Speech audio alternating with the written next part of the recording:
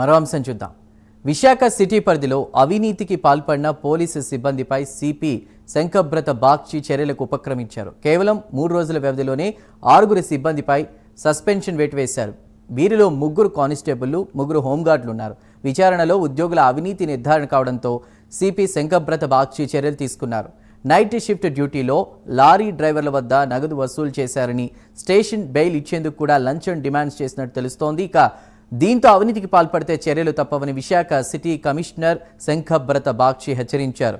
Visakha city పరిధిలోని స్టేషన్లో పనిచేస్తున్న అవినీతి ఉద్యోగుల జాబితాను సిద్ధం చేయాలని కూడా ఇప్పటికే ఆదేశించారు. డీటెయిల్స్ ఫీల్డ్ రిపోర్ట్ ద్వారా మా ప్రతినిధి చంద్రశేఖర్ అందిస్తారు. Chandrasekhar, over to you.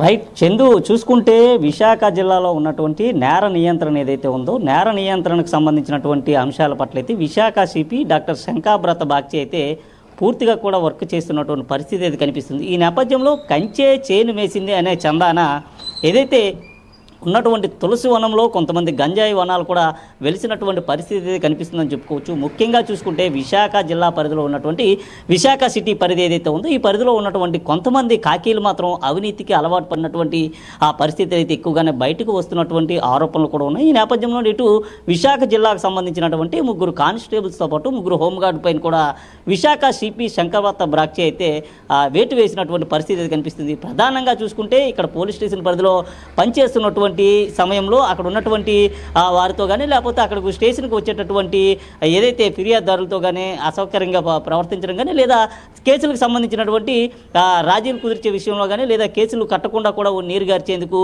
చేసేటటువంటి ప్రయత్నాలు ఏవైతే ఉన్నాయో ఈ ప్రయత్నాల్లో పెద్ద ఎత్తున కూడా అవినీతి ఆరోపణలే పోలీస్ శాఖలోని కొంతమంది అయితే ఎదుర్కొంటున్నటువంటి పరిస్థితి అయితే కనిపిస్తుందని చెప్పుకోవచ్చు. ముఖ్యంగా చూసుకుంటే విశాఖ సిటీ ప్రాంతానికి సంబంధించినటువంటి పరిధిలో ఉన్నటువంటి పలు పోలీస్ స్టేషన్లో ఇప్పటి వరకు కూడా దాదాపు 3 కానిస్టేబుల్స్తో పాటు 3 హోంగార్డును కూడా విశాఖ సిపి అయితే వేటు వేశారు. అలాగే దానికి సంబంధించినటువంటి అంశాలను కూడా ఆయన క్లియర్గా కూడా వివరించినటువంటి పరిస్థితి ఉందని చెప్పుకోలేదు. ముఖ్యంగా చూసుకుంటే ఏదైతే 1 టౌన్ పరిధిలో ఉన్నటువంటి ఓ కేసు విషయంలో కానిస్టేబుల్తో పాటు 2 హోంగార్డ్స్ వీరు పాల్పడినటువంటి అవినీతి ఏదైతే ఉందో డిజిటల్ రూపంలో నగదునైతే తీసుకోవడంతో పాటు ఆ ముద్దాయి ఏదైతే ఉన్నారో ముద్దాయిని విడిచిపెట్టేటువంటి ప్రయత్నం ఎంత చేశారు. ఈ నేపథ్యంలో దీనికి సంబంధించినటువంటి సమాచారం ఏదైతే ఉందో నేరుగా కూడా సిపికి చేరడంతో ఆయన అయితే పూర్తిగా దీనిపైన దర్యాప్తు అయితే చేయాలంటూ ఇతర అధికారులకైతే ఆదేశించినటువంటి పరిస్థితి ఉంది. ఈ నేపథ్యంలో వారు చేసినటువంటి డిజిటల్ రూపానికి సంబంధించినటువంటి లావాదేవీలు ఏవైతే ఉన్నాయో లావాదేవీలు పూర్తిగా వాస్తవమని తెలియడంతో అక్కడ ఉన్నటువంటి ఒక కానిస్టేబుల్తో పాటు 2 హోంగార్డులను కూడా సస్పెండ్ చేసినటువంటి పరిస్థితి ఉంది. ఈ ఘటన జరిగి 2-3 రోజులు గడవక ముందే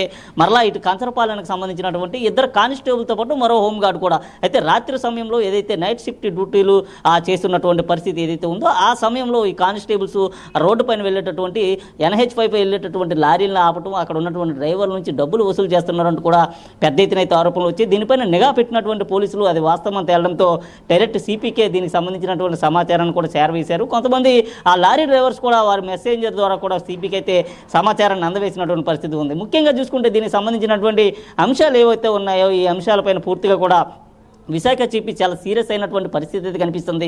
ముఖ్యంగా చూసుకుంటే ఏదైతే కానిస్టేబుల్స్ కాకి ఏదైతే న్యాయాన్ని ధర్మాన్ని రక్షించాల్సినటువంటి ఆ పోలీస్ శాఖలో ఉన్నటువంటి ఉద్యోగులు ఇటువంటి ఘటనలకు పాల్పడడం అయితే చాలా దురదృష్టకరం అంటూ కూడా సిపి అయితే ఆవేదన అయితే వ్యక్తం చేసిన పరిస్థితి ఉంది. నేపథ్యంలో కంచరపాలెం పోలీస్ స్టేషన్ సంబంధించినటువంటి 2 కానిస్టేబుల్తో పాటు మరో హోంగార్డు మొత్తం చూసుకుంటే 6 కూడా సస్పెండ్ చేసి వారిపైన వేటు వేసిన పరిస్థితి కనిపిస్తుంది. ప్రధానంగా చూసుకుంటే విశాఖ సిటీ లిమిట్స్కి సంబంధించినటువంటి పలు పోలీస్ స్టేషన్లో ఉన్నటువంటి కొంతమంది అధికారులు మాత్రం అవినీతికి పాల్పడుతున్నట్టు పెద్ద ఎత్తున కూడా ఆరోపణలు వినిపిస్తుంది. దీనిపైన ఎప్పటికప్పుడే పోలీసులు చర్యలు తీసుకుంటున్నప్పటికీ రాష్ట్ర ప్రభుత్వం చర్యలు తీసుకుంటున్నప్పటికీ వారి అవినీతి మాత్రం ఎక్కడ అడ్డుకట్ట వేయలేనటువంటి పరిస్థితి ఉందని చెప్పుకోలేదు. ఎందుకంటే ఆమ్యామ్యామలకు అలవాటు పడినటువంటి పోలీస్ శాఖకు సంబంధించినటువంటి కొంతమంది ఉద్యోగుల వల్ల పూర్తిగా పోలీస్ డిపార్ట్మెంట్కి చెడ్డ పేరు కూడా వచ్చేటటువంటి పరిస్థితి అయితే కనిపిస్తుంది. ముఖ్యంగా చూసుకుంటే విశాఖ జిల్లా పరిధిలో పనిచేస్తున్నటువంటి కొన్ని పోలీస్ స్టేషన్లు మాత్రం ఉన్నటువంటి అధికారులు ఎవరైతే ఉన్నారో వారికి సంబంధించినటువంటి వ్యక్తులను కూడా వారికి సంబంధించినటువంటి ఇన్ఫార్మర్లుగా కూడా నియమించుకున్నటువంటి పరిస్థితి ఉంది. అలాగే 41 CRPC సంబంధించినటువంటి నోటీసులు కానీ లేకపోతే వారికి స్టేషన్ బెయిల్